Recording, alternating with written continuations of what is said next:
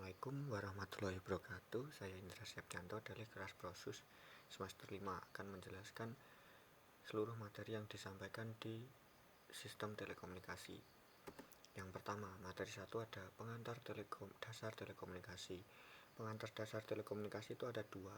Yang pertama ada pemancar sinyal, yang kedua adalah pengantar melalui kabel.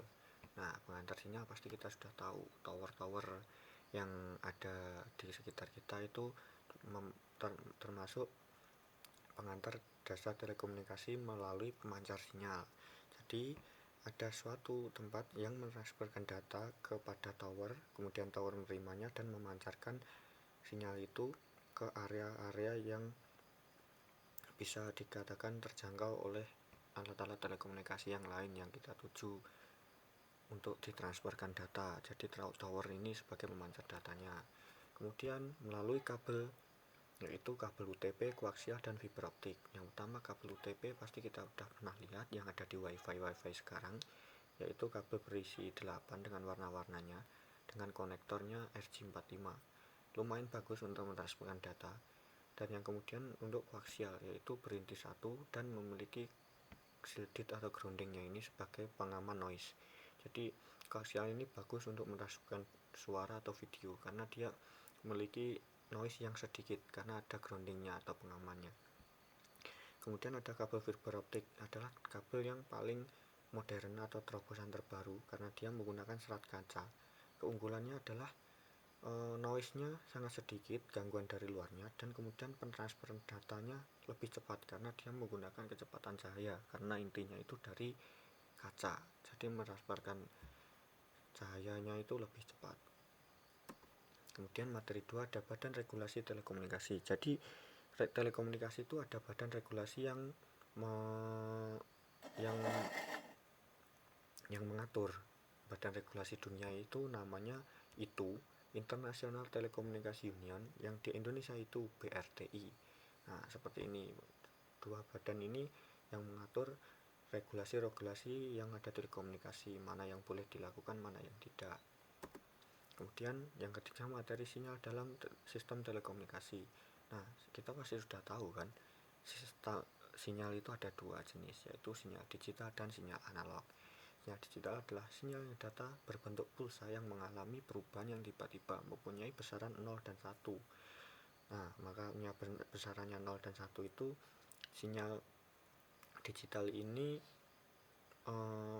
tidak mudah terpengaruh oleh derau. Jadi pentransferan data dari sinyal digital ini lebih baik, bisa dibilang, daripada sinyal analog. Sinyal data yang gelombang, kemudian sinyal analog adalah sinyal data yang berbentuk gelombang kontinu yang membawa informasi mengubah karakteristik gelombang. Jadi dia mentransferkan data, biasanya kan dipancarkan oleh tower-tower seperti itu, berbentuk gelombang kontinu. Nah, kemudian gelombang kontinu itu diterima oleh alat-alat telekomunikasi yang kita transferi datanya. Kemudian ada materi 4, elemen sistem telekomunikasi. Sistem telekomunikasi itu pasti memiliki beberapa elemen yang mendukung agar telekomunikasinya itu bagus dan data yang dihasilkan itu sampai dengan tujuan yang cepat dan tidak terkurangi dan tidak terlebihi. Nah, yang pertama ada informasi. Informasi itu apa? Data yang kita transferkan. Nah, kemudian ada transmitter. Transmitter itu ada mengirim. Alat transmitter itu yang mengirimkan data kita agar sampai ke tempat tujuan. Nah, sebelum sampai ke tempat tujuan itu ada namanya receiver. Receiver itu adalah penerima. Receiver itu ada menerima datanya. Yang keempat adalah media transmisi. Jadi semua itu termasuk media transmisi datanya. Nah, yang kemudian materi kelima adalah propagasi gelombang radio. Propagasi itu apa? Peristiwa perambatan gelombang radio dari antena pemancar ke antena penerima. Nah, seperti ini proses perambatannya. Nah, proses perambatannya gelombang radio ini adalah terdiri dari garis-garis gaya listrik. Nah, gaya-gaya listrik itu memiliki beberapa ciri khas, yaitu ada memiliki kuat medan magnet, kuat medan listrik, arah rambatan, frekuensi, panjang gelombang, dan polarisasi gelombang listrik atau gelombang radio.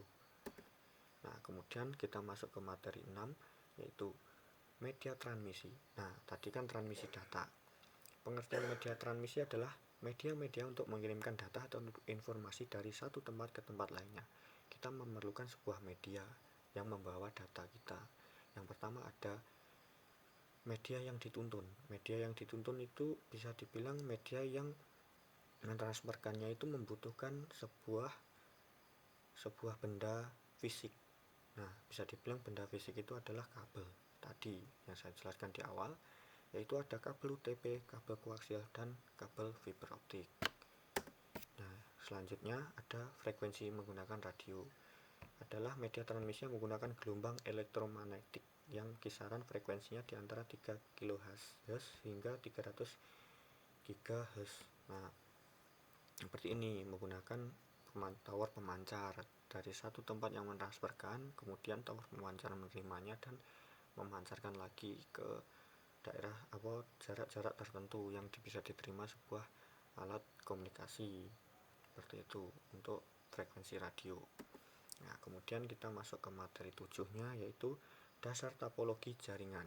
Topologi jaringan dalam telekomunikasi adalah suatu cara menghubungkan perangkat telekomunikasi dengan satu tempat lain dan menuju ke tempat lainnya sehingga membentuk sebuah jaringan. Dalam satu jaringan komunikasi, jenis topologi yang dipilih mempengaruhi kecepatan komunikasinya. Nah, ini jenis-jenis topologi jaringan. Ada yang namanya itu FTH, FTTH. Adalah jaringan akses atau jaringan yang menghubungkan antara pusat layanan dengan peralatan pelanggan atau customer dengan menggunakan optik. Nah, seperti tadi kita menggunakan sebuah jaringan kabel optik ke banyak tempat. Jadi menghubungkan dari central office-nya. Nah, ada splitternya atau penguat sinyal dengan daerah-daerah atau ruangan kantor-kantor ruangan yang lainnya. Seperti ini menggunakan jaringan kabel fiber optik. Nah, yang kemudian adalah GSM, merupakan teknologi seluler generasi kedua yang menggunakan teknologi modulasi digital. Nah, seperti ini. Jadi dia menggunakan sinyal, bisa dibilang. Nah, sinyalnya itu untuk sekarang bisa dikatakan dengan perkembangannya adalah 1G, 2G, 3G, 3,5G, dan 4G, atau bisa yang terakhir adalah 5G. Tapi di Indonesia masih jarang, kita masih menggunakan yang 4G. Itu juga sudah lumayan cepat lah. Kemudian lanjut ke materi 8, pengantar sistem serat optik. Fiber optik adalah saluran transmisi yang terbuat dari kaca. Tadi kabel fiber optik untuk mentransmisikan sinyal cahaya dari satu tempat ke tempat lain. Cahaya yang di dalam serat optik seluler keluar karena indeks bias dari kaca lebih besar daripada indeks bias dari udara. Sumber cahaya yang digunakan adalah laser karena laser memiliki spektrum yang sangat sempit. Kecepatan transmisi serat optik sangat tinggi sehingga sangat bagus digunakan saluran komunikasi.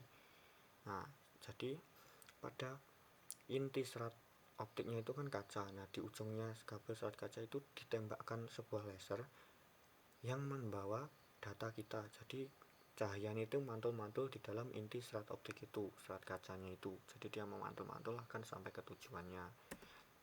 Nah, ini sistem telekomunikasi optik memiliki beberapa komponen pendukung, yaitu transmitter, receiver, splitter, dan kabel optiknya sendiri.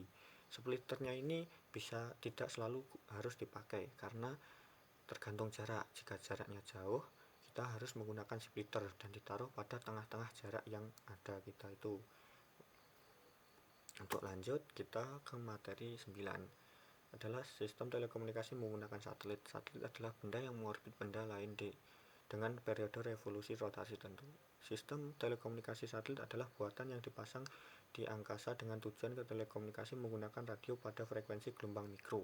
Kebanyakan satelit komunikasinya menggunakan orbit geosinkron atau orbit geostasioner, meskipun beberapa tipe terbaru menggunakan satelit pengorbit bumi rendah.